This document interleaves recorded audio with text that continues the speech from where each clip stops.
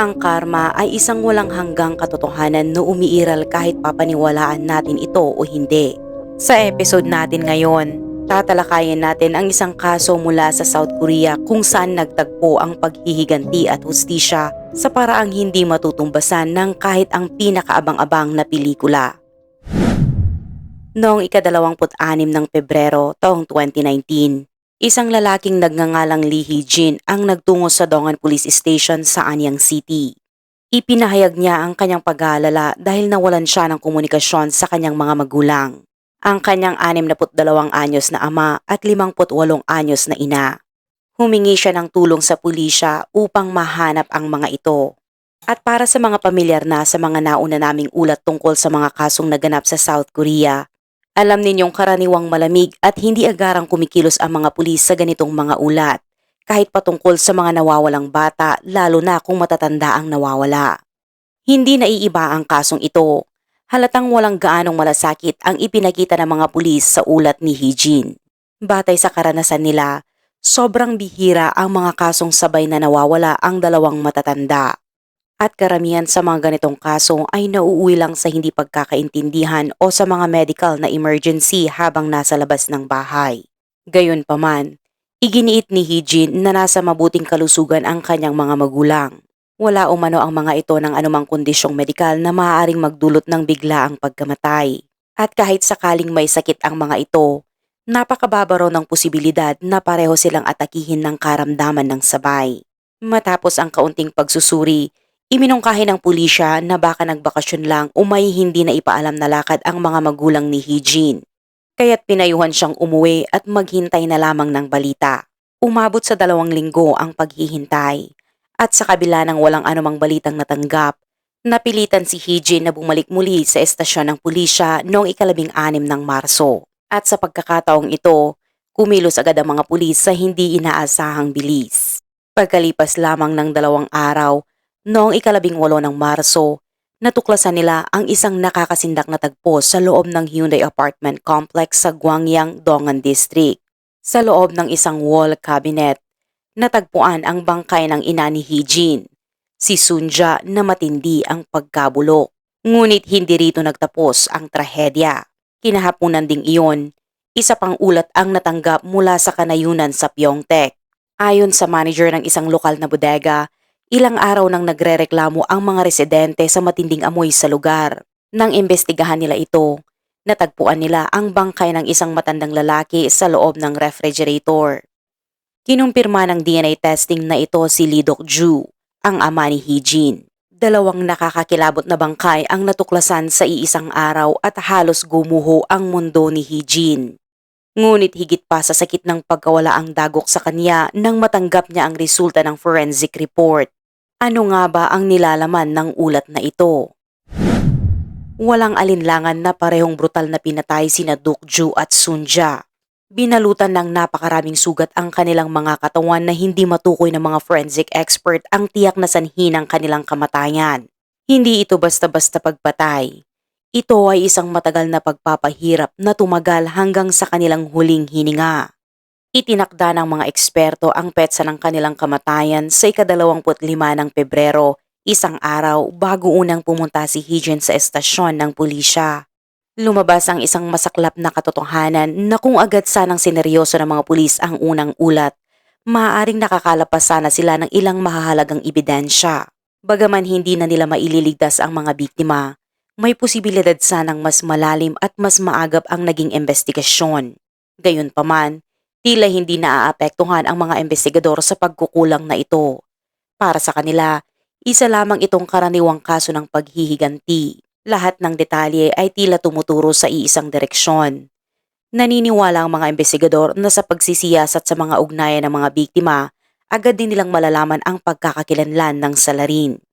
Hinati sa 2 grupo ang team ng investigasyon. Ang isa ay tumutok sa paligid ng mga pinangyarihan ng krimen upang maghanap ng posibleng mga saksi. At ang isa naman ay nagsimulang siyasatin ang mga personal na koneksyon ng mga biktima. At hindi nga nagkamali ang mga pulis. Malapit sa bodega kung saan natagpuan ang bangkay ni Dok-ju, ilang mga taga roon ang nagsabing maaaring may nakita silang posibleng salarin. Inilarawan ng mga residente ang tiyak na sitwasyon sa ganitong paraan. Noong gabi ng ika-25 ng Pebrero, ang araw mismo ng pagkamatay ng mga biktima, mayroon silang naamoy na hindi kanais-nais sa paligid ng bodega. Ilang usisero at mausisang residente ang sumunod sa pinanggagalingan ng amoy upang magsiyasat. At sa likod ng bodega, nakita nila ang isang kakaibang lalaki na nagsusunog ng isang bag. Sa lohikal na pananaw, ang pagsusunog ng basura sa isang liblib na lugar ay karaniwang hindi itinuturing na isang mabigat na paglabag. Sa pinakamasamang antas, maaari lamang sawayin o pagalitan ang taong gumawa nito. Ngunit sa hindi inaasahang pangyayari, ang lalaking iyon ay biglang tumakbo sa takot at naglaho agad bago pa man makausap ng mga residente. Bagamat ito ay kakaiba, dahil madilim na noon at tila walang malubhang nangyari, ipinagwalang bahala na lamang ito ng mga residente. Ngunit nang balikan ng mga residente ang kaganapang iyon, napagtanto nila na posibleng ang misteryosong lalaking iyon ay ang salarin.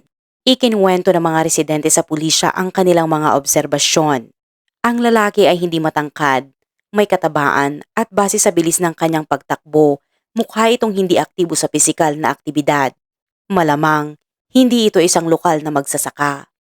Ang impormasyong ito tungkol sa misteryosong lalaki ay agad na isinumiti sa grupong nagsisiyasat sa mga koneksyon ng mga biktima, ngunit isang nakakagulat na detalye ang lumutang. Wala ni isa mula sa pamilya hanggang sa mga kapitbahay ang nakakakilala sa lalaking tumutugma sa deskripsyon. Sa halip, iginit nilang mapag-isa ang mag-asawang Lee at palaging maayos makitungo sa lahat.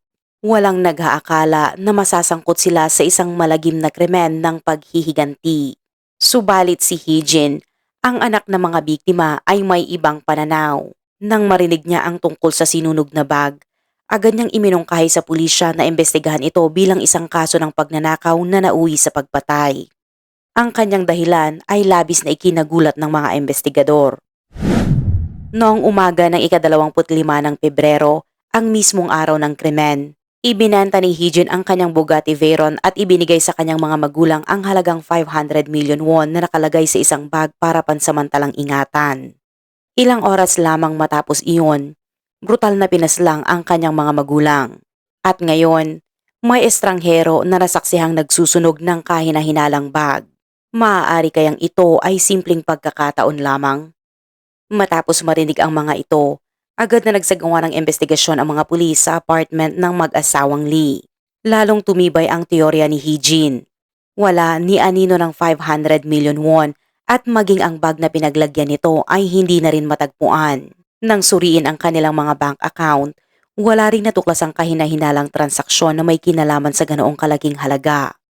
Lahat ng palatandaan ay tumuturo sa iisang planadong pagnanakaw. Bukod pa rito, kaunti lamang ang may alam na ibinenta ni Heejin ang kanyang kotse kaya't malamang na pamilyar sa pamilya ang salarin. Gayunpaman, may isa pang kakaibang detalye na napansin ang mga investigador. Bakit inilagay ang bangkay ni Mr. Dukju sa isang refrigerator sa isang bodega sa Pyeongtaek habang ang katawan ni Mrs. Sunja ay pinabayaan na lamang na mabulok sa isang wall cabinet sa kanilang apartment sa Anyang? Mukhang hindi basta-bastang pagnanakaw lamang ang nangyari. Dahil dito, iba't ibang posibilidad ang nagsimulang lumutang. Maaaring nag-iisa ang salarin at hindi niya kayang dalhin ang parehong bangkay o baka maliit ang sasakyan o kaya'y may hindi inaasahang pangyayari na nakasagabal sa kanyang plano. Ngunit ang mga Koreanong investigador ay nagsulong ng mas matapang na teorya na ang pagpapabaya sa bangkay ni Sunja ay sinadya bilang paghihiganti. Kung ikukumpara kay Dokju, tila mas malalim ang galit ng salarin kay Sunja.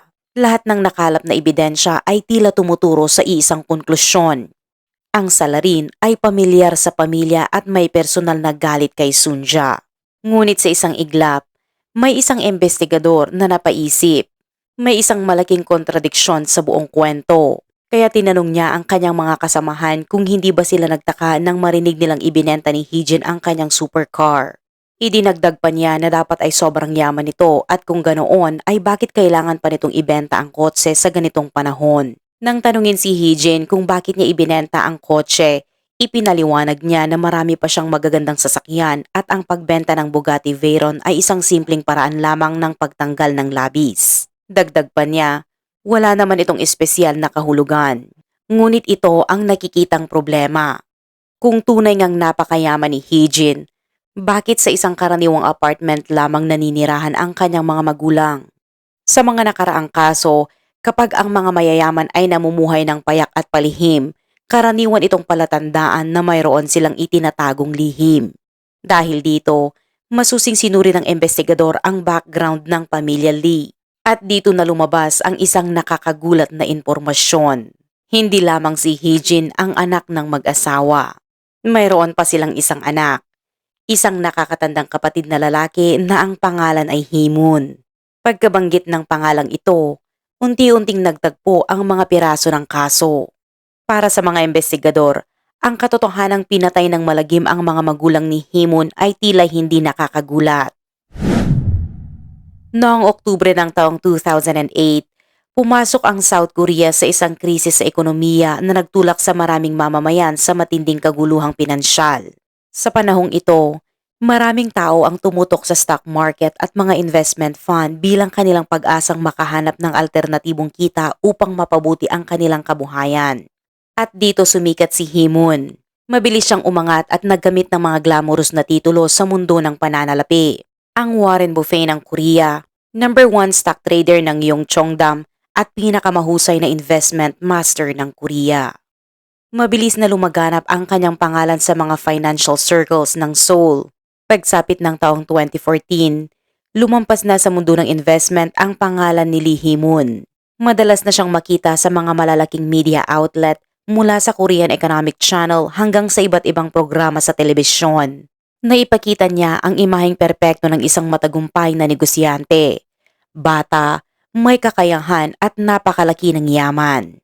Ayon sa kaniya, nagtapos siya mula sa Department of English Literature ng isang taniyag at pribadong universidad sa Seoul. At noong mga taon niya sa kolehiyo, sinabi niyang siya ay kumikita ng halos 5 million won mula sa pagiging tutor. Ngunit dahil sa talas ng kanyang isipan pagdating sa pera, pagkatapos ng kanyang graduation ay hindi niya itinuloy ang karerang may kinalaman sa English. Sa halip, dumiretso siya sa mundo ng investment at doon umano ay nagtagumpay siya ng husto. At sa loob lamang ng 10 taon, nagawa niyang makaangat sa buhay ng sobra-sobra. Bumili siya ng mansyon sa Gangnam, ang pinakamayamang distrito sa Seoul gamit ang cash. May koleksyon siyang luxury cars kabilang ang Bugatti, Lamborghini, Rolls-Royce at Bentley. Ngunit hindi ang kayamanan niya ang talagang humakot ng atensyon ng publiko. Ang tunay na dahilan ng kanyang kasikatan ay tila ang taus-puso niyang hangaring tumulong sa mga karaniwang tao. Liberal siyang nagbahagi ng kaalaman sa investment. Madalas siyang lumabas sa mga palabas sa TV upang ibahagi ang mga sikreto niya sa pamumuhunan. At minsan pa ay tumutulong siyang pamahalaan ang pera ng ilang masugid na tagasunod. Isipin mo na lamang na kung ang isang taniyag, mayaman at matagumpay na tao ang nag-alok na pamahalaan ang iyong pinansya, hindi ba't natural lamang natanggapin ang alok na iyon? Dahil sa patuloy na pagkalat ng kanyang pangalan, maraming tao ang nagnais na tulungan sila ni Hee-moon para kumita. At sa harap ng tumataas na demand, nagbukas siya ng isang investment consulting company upang pangasiwaan ito. Para naman sa mga investor na nais pa ring personal na mamuhunan, maluwag siyang nagbibigay ng listahan ng mga stock na siguradong kikita. Mabilis na naging ginto ang pagkakataon para sa pamilya Lee. Ang nakababatang kapatid ni Hee-moon na si Heejin ay nagtayo ng isang peer-to-peer lending company na tumutulong sa mga gustong mamuhunan ngunit walang sapat na pondo. Sa loob lamang ng maikling panahon, nakaipon ang magkapatid ng kayamanang umaabot sa mahigit 20 billion won. Ngunit sa likod ng makinang na imahe ng isang stock market mogul, nakatago ang isang madilim na katotohanang hindi inakala ng kahit sino. Lahat ng investor na nagtiwala sa kanya ay unti-unting nalubog sa pagkakabangkrap. Nang magsimulang magtanong at mag-imbestiga ang ilang biktima, isang nakakagulat na katotohanan ang lumabas. Puro kasinungalingan ang background ni Hee-moon. Wala ni isa sa mga detalye ng kanyang nakaraan ang totoo. Halimbawa na lamang, ipinagmamalaki niyang siya ay nagtapos sa isang prestihiyosong universidad ngunit sa katotohanan, hindi siya kailanman nag-aral sa kolehiyo. Ang lahat ng kanyang post sa social media na nagpapakita ng kanyang kayamanan ay puro gawa-gawa lamang. Ipinagmamalaki niyang siya ang magiging opisyal na distributor ng Lamborghini at Bugatti sa South Korea, ngunit sa pagsisiyasat, Ipinahayag ng Lamborghini na dahil maliit ang market ng South Korea, wala silang planong magtatag ng bagong distributor doon. Mas nakakagulat pa na noong tag-init ng 2016, nag-post si Haemon sa Facebook na sinasabing kararating lang niya sa isang paliparan sa China at may hapunan siyang sasaluhan kasama ang isang mataas na opisyal mula sa Jiangsu Province. Ngunit noong panahong iyon, halos walang nagtaka o nagtanong. Sa halip, karamihan ay humanga sa sinasabing koneksyon ni Haemon. Ngunit nang siya ay mahuli at makulong dahil sa pandaraya at ilegal na kalakalan, muling lumutang ang kwento online. Dahil dito, napilitang maglabas ng pahayag ang mga otoridad ng China na nagsabing wala silang opisyal na gaya ng binanggit ni Haemon. Bukod pa rito, ang larawang ipinost niya ng paliparan ay isang litrato lamang na kinuha niya mula sa internet. Sa madaling salita, imbento lahat ng detalye sa post na iyon.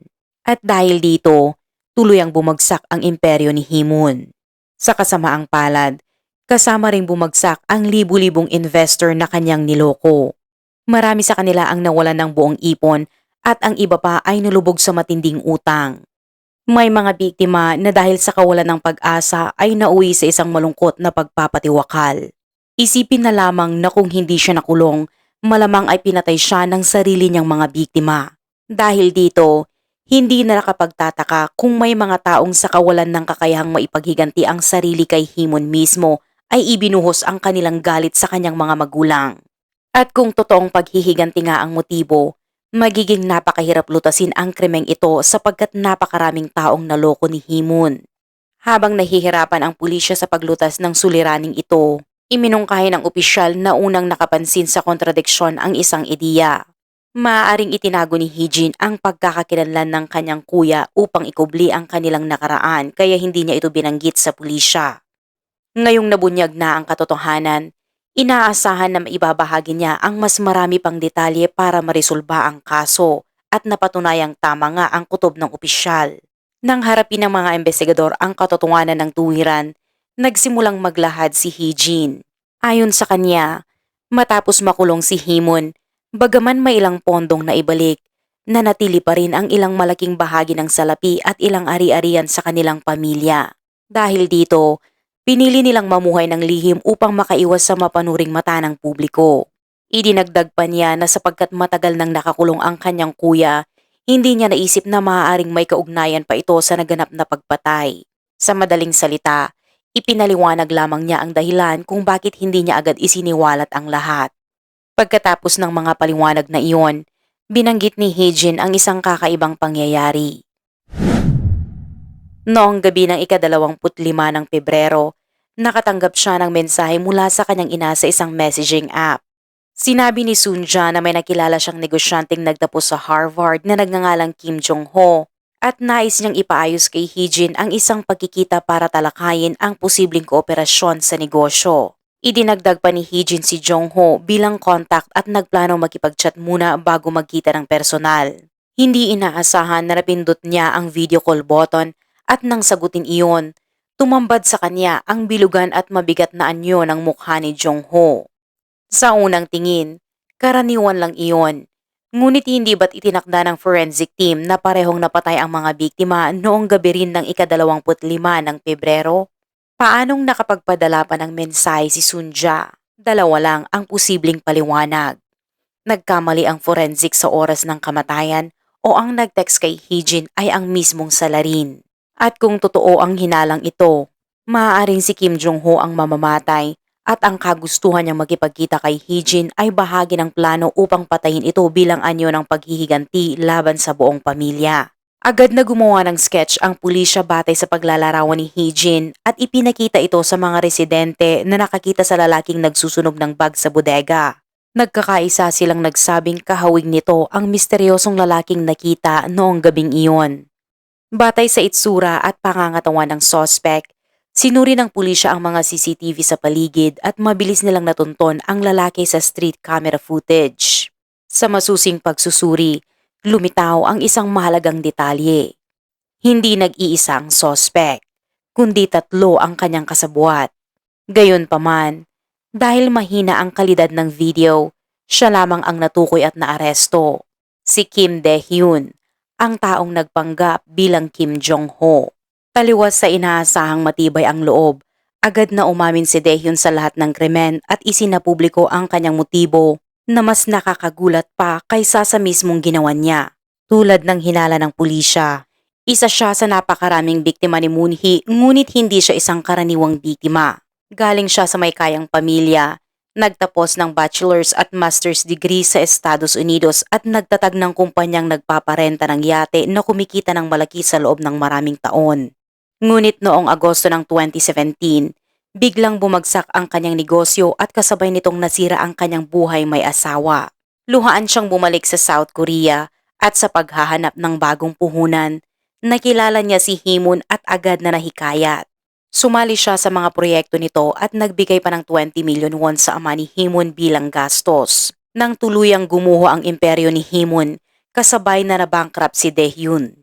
At dahil nakakulong si Hee-moon, hindi niya na naipaghiganti ang sarili ng direkta kaya't ibinuhos niya ang galit sa pamilya nito. Dahil mahina ang kanyang katawan, umarkila siya ng 3 kabataang Korean-Chinese sa internet para sa maruming trabaho. Sila raw ang pumatay sa mag-asawa habang siya ang nagplano at naglinis ng eksena. Pagkatapos ng krimen, agad umano lumipad pa uwi sa Jilin Province, China ang tatlo. Bagaman hindi pa naaaresto ng South Korea ang mga kasabwat, itinuring nila si Daehyun bilang pangunahing salarin. Karaniwang kasunod ng krimen ay paglilitis subalit nang mailabas sa media ang mga detalye, kakaiba ang naging tugon ng publiko. Sa halip na kondinahin si Daehyun, marami ang nagpahayag ng suporta at nanawagan na bawasan ang kanyang parusa. Isa sa madalas na tanong, kung inosente ang mga magulang, bakit sila nadamay? Lumabas ang masakit na katotohanan na ang pandaraya ay tila naging family business kung saan ang bawat miyembro ay may kanya-kanyang papel. Ipinahayag ng mga investigador na si Sunja ay madalas na lumalabas sa bayad na plataporma ng kanyang anak upang manghikayat pa ng iba. Nang mabunyag ang bagay na ito, iniulat ng korte na siya rin ay nahatulan ng suspended sentence at pinagmulta ng 50 million won. Gayunpaman, sa kabila ng mga batikos, sinabi ng pamilya na hinding-hindi sila hihingi ng tawad at sa halip ay ipinagmalaki pa nila na walang ibang katulad ng kanilang anak pagdating sa pag-aaral ng stocks. Dahil dito, naging mas malinaw para sa publiko kung bakit nagawa ni Daehyun ang kanyang mga hakbang. Ngunit nagkaroon ng bagong liko ang kaso. Pagka-uwi sa China, nag-post ang 3 Korean-Chinese ng mabibigat na paratang. Sa kanilang post, sinabi nila na kung si Hee-moon ay isang mandaraya, mas mabagsik naman daw si Dae-un o Kim Dae-hyun dahil siya raw ay gumagamit ng panlilinlang upang hikayatin ang iba na pumatay. Kaagad itong nagdulot ng pagdududa sa naunang bersyon ng kwento. Ibinunyag ng 3 na isang buwan bago ang trahedya, nag-post si Daehyun ng security guard job online. Nang makarating sila sa Korea, ang unang ipinag-utos umano sa kanila ay dalhin ang 2 bangkay ng matatanda patungo sa isang liblib na bodega. Nagulat sila sa ipinapagawa, tumangging sumali at agad na bumalik sa China. Kaya sa kanilang pananaw, walang kasalanan ang 3 at si Daehyun lamang ang siyang tunay na pumatay. Hindi agad na naniwala ang pulisya. Habang humihiling sila ng kooperasyon at extradition mula sa China, masusing sinuri ang naging galaw ng 3 sa South Korea.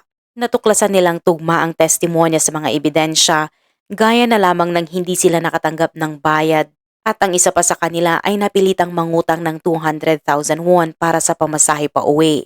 Malinaw na salungat ito sa akusasyong sila ay inupahang mamamatay tao.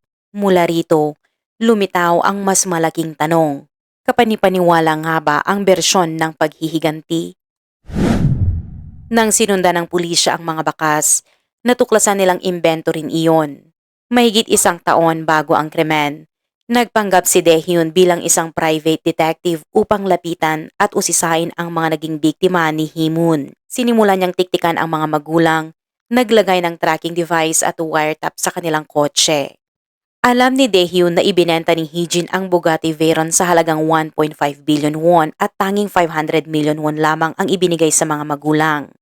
Dahil dito, nalaman niyang may natira pang 1 billion won kay Heejin kaya't sinikap niyang makipagkita rito upang makuha ang pera at nakahanda na rin siyang tumakas patungong Pilipinas. Sa huli, Lumitaw na nag-iisa lamang ang salarin at pagnanakaw ang tunay na motibo.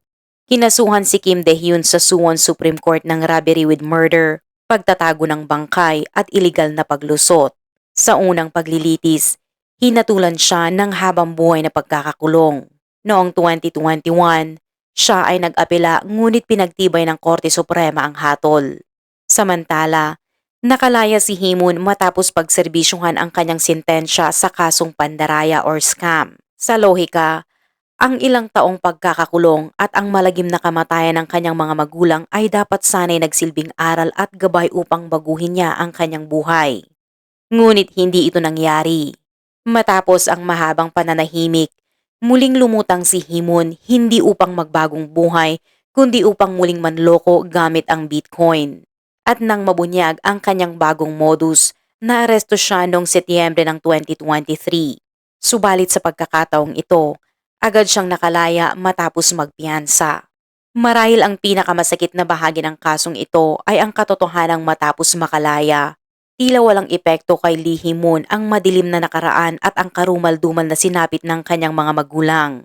Gamit ang natirang yaman, nakapag-asawa siya ng isang babaeng idol, bumuo ng pamilya at muling namuhay sa karangyaan.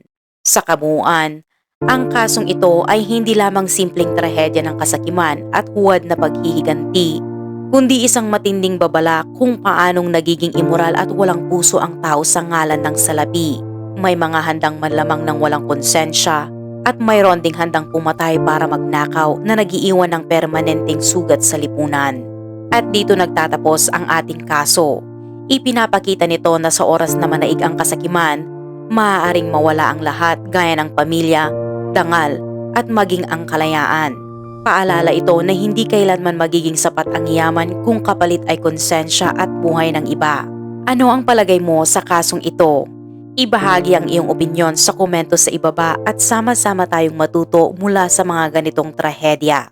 Huwag kalimutang i-like ang video at mag-subscribe para sa iba pang kwento ng investigasyon at mga kasong may mahahalagang aral.